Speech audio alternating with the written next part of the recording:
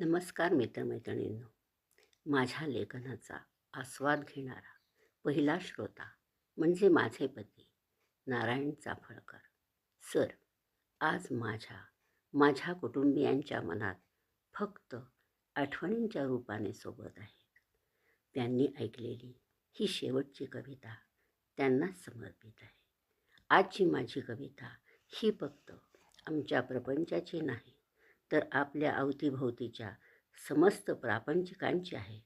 संसार असाच असतो. हा रंगणारा खेळ दोघांच्या मनातील भावना कवितेत व्यक्त केल्या आहेत. सुखदुःखाचा हा हिंदोळा प्रीतीच्या वाऱ्यावर झुलला. सुखदुःखाचा हा हिंदोळा प्रीतीच्या वाऱ्यावर झुलला.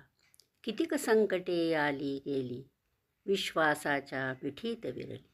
कितीक संकटे आली गेली विश्वासाच्या मिठीत विरली. खंत कधी ना जीवा लागली, खंत कधी ना जीवा लागली. क्षणिक सुखांनी भूक भागली, खंत कधी ना जीवा लागली. क्षणिक सुखांनी भूक भागली. काही होते काही नव्हते, काही होते काही नव्हते, पण प्रीतीचे फुलणे होते.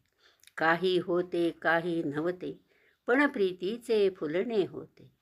चिमुकल्यांनी अंगण सजले, चिमुकल्यांनी अंगण सजले. मोद फुलांनी घर मोहरले. चिमुकल्यांनी अंगण सजले, मोद फुलांनी घर मोहरले.